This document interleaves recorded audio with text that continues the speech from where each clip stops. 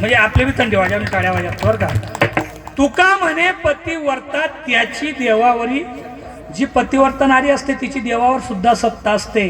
आणि त्यावेळेला अनुसूया मातेला जाणवलं की ही परब्रह्म परमेश्वराने माझ्यावर केलेली कृपा आहे. या तिघांना त्यांनीच बालक बनवलेले. माता अनुसूयाने आपल्या अंगावरची साडी सरसर फेरली आणि त्यावेळेला तिथं बसली. त्या तिघ बाळांना आपल्या हाताने खाऊ घालू लागली. तिघ खाऊन तृप्त झाले.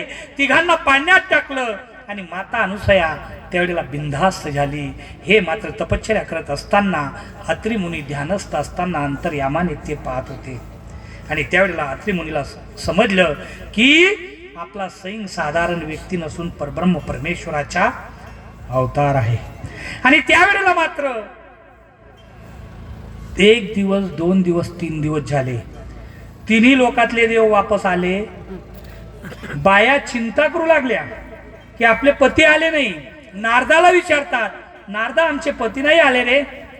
नारद म्हणताय तुम्ही जाऊन बघा. त्यावेळेला ते तिघ बद्रिका आश्रमात आले. माता अनुसूयाच्या दाराशी आले. माता अनुसूया त्यावेळेला त्या तिघांच्या पाळणा हलवत होती. यांनी विचारलं आमचे पती कुठे आहेत. माता अनुसूया म्हटली मी तर काही सांगू शकत नाही, पण जे 3 ब्राह्मण आलेले होते ते हे कोण्या शक्तीने यांना लहान केलं मला माहित नाही. हे तिघ बालक आहेत, तुमच्या देव असेल तो उचला. पण ते तिघ सारखे दिसत होते. आता यांनी विचार केला जर आपण चुकून दुसऱ्याला हात लावला तर आपलं पातीवरते दुसऱ्यासाठी खड्डा खंदा ते आपण त्या खड्डा मा त्या टेन्शन मध्ये आल्या. त्या माता अनुसूयाच्या पाय धरला. हे माता आम्हाला याच्यातून मुक्त कर. माता अनुसूया म्हणते हे मी नाही केलेलं, हे परब्रह्म परमेश्वराने केलेलं आहे. तुम्ही त्याची आराधना केला. त्यावेळेला त्या तिन्ही देव्या परब्रह्म परमेश्वराची आराधना करू लागले. सैन ऋषी दुर्गुरू धावत आले. तिघांना हात लावला. ते पूर्ववर ब्रह्मा विष्णू महेश झाले. माता अनुसूयाने त्या तिघ राणींना सोपल्या. ते 3 माता अनुसूयाने त्या तिघांना दान दिलं. त्या तिघ राणांना आता ते माता अनुसूयाने त्यांना खाऊ घातलं. माता अनुसूया कोण झाली त्यांची आईच झाली ना. मग माता अनुसूयाने त्यांना दान दिलंय. दान म्हणजे दत्त. आणि ते तिघ त्रय संस्कृतच्या भाषेमध्ये दत्त त्रय म्हणजे दत्तात्रय.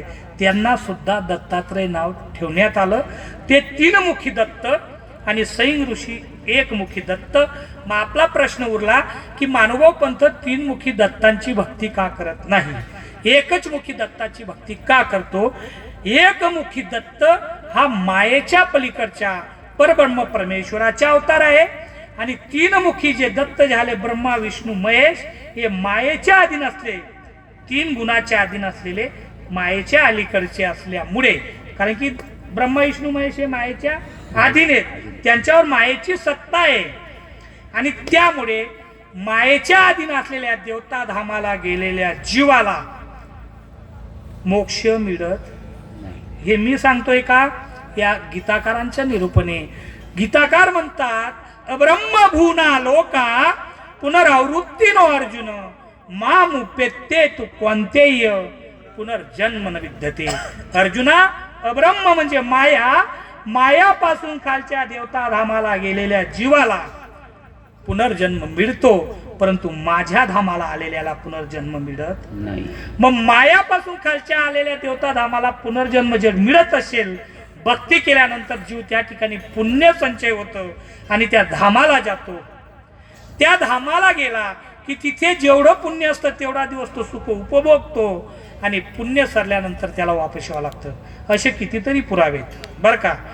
गीताकार म्हणतात तेत्वम भुक्त्वा स्वर्ग लोक विशालम क्षीणे पुण्य मनुष्य लोके. विशाल अशा स्वर्ग लोकात गेलेल्या जीवाला त्याचं पुण्य संपल्यानंतर देवता ढकलून देतात. याच्यावर ज्ञानेश्वर माऊली म्हणतात मग ती पुण्याची पावटी सरे सवेची इंद्रपदाची उटी उतरे येऊ लागती माघारे मृत्यू लोका.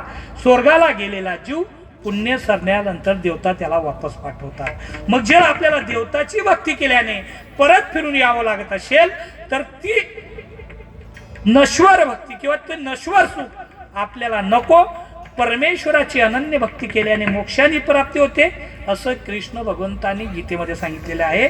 अनन्य शिचंतयंतो माम ये जना पर्युपासते तेषां नित्याभियुक्तानां योगक्षम वाम्यम किंवा अनन्य चेता सततम योमाम स्मरती नित्यशाह तस्याहम सुलभ पार्थ नित्ययुक्त योगिना. जो अनन्य भावाने माझी भक्ती करतो त्याला मी प्राप्त होतो. आणि मग सांगितलं त्याच्यासाठी काय करावं लागेल. सर्व धर्मान परित्यज्य मामेकम शरणं व्रज. त्याच्यासाठी तुला सर्व धर्माचा त्याग करावा लागेल, मला शरण यावं लागेल. आणि मग अहम त्वा सर्व पाप्यभ्यो मोक्ष इच्छा मी मासुचा. जर तू असं केलं, सर्व धर्माचा त्याग करून अनन्य भावाने मला शरण आला, तर मी तुला मोक्षाची प्राप्ती करून देईल.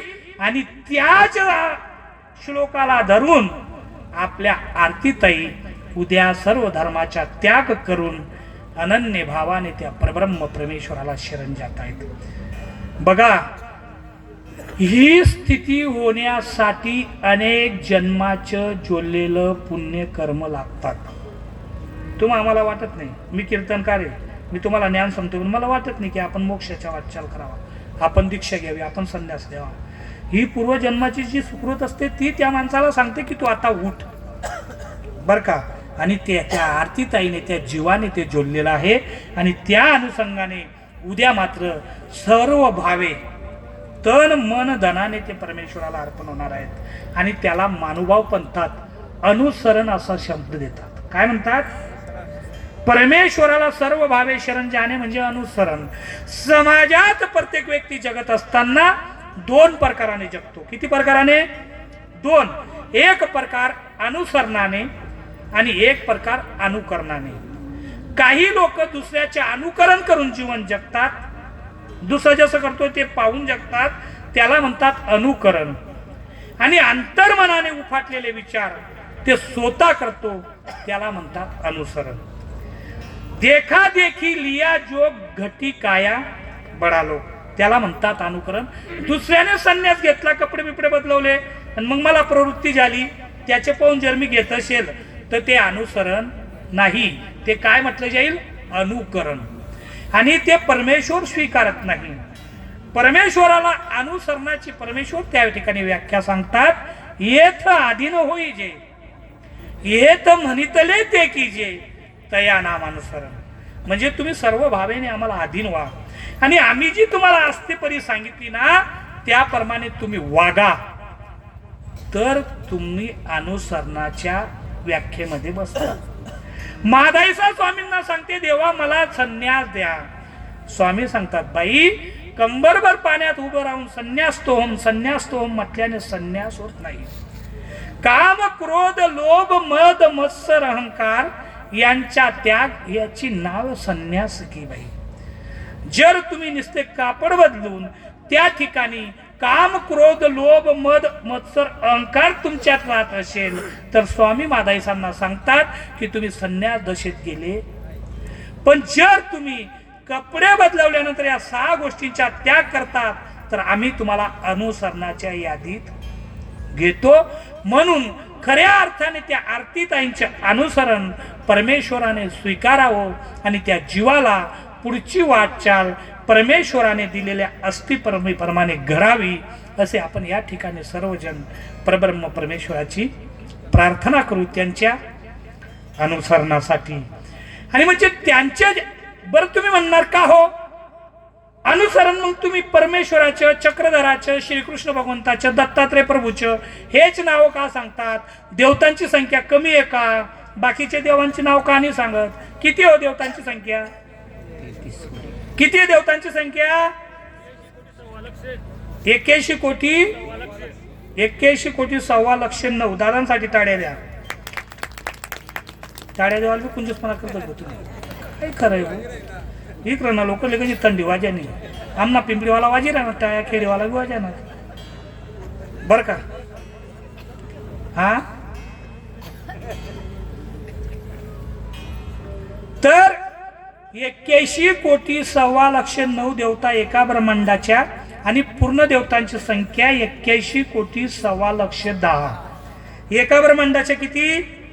81 कोटी 1.25 आणि पूर्ण देवता 81 कोटी 1.25. म्हणजे अनंत ब्रह्मांडाला मायेने व्यापलेला आहे ती एक तरुण. मग तुम्ही म्हणणार का हो 81 कोटी 1.25 देवता 10 देवता तुम्ही सांगतायत आणि मग त्यांच्याकडून नाही मुक्ती भेटणार का? त्या ठिकाणी ते सांगतात की भेटणार नाही. मग कोणाकडे भेटेल?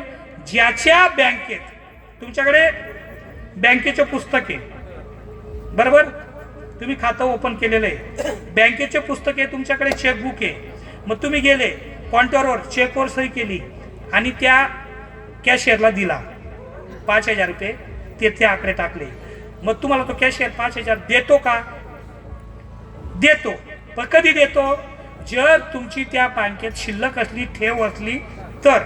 ठेव नसली, तुमच्याकडे पासबुक आहे, तुमच्याकडे चेकबुक आहे, तुम्ही संख्या भरलेली आहे, पण तो कॅशियर तुम्हाला त्या ठिकाणी पैसे देणार नाही, त्या ठिकाणी तुमची ठेव नाही.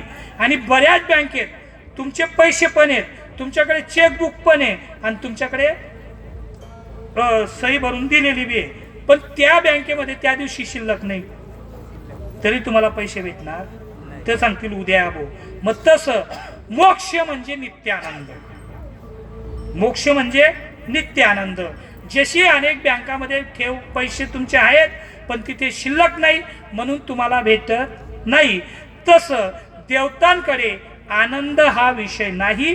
देवता ह्या पंच प्रकारांनी जरी युक्त असल्या तरी आनंद त्यांच्या ठिकाणी बर का. सुख, सामर्थ्य, ऐश्वर, ज्ञान आणि प्रकाश या पंच प्रकारांनी देवता युक्त आहेत. दुसरा पदार्थ जीव हा अधमती, अधगती, अधमती या मतित्रयाने गुरफटलेला आहे. परपंच हा जडमूळ स्थितीमध्ये आहे आणि परमेश्वर हा आनंदाने ओतप्रोत भरलेला आहे. मग जर आपल्याला इतर देवतांकडे आनंद भेटत नाही तर आपल्याला आनंद देणारा कोण? तेच अभंगाच्या पहिल्या चरणात. सकळ जीवाचा ठेवा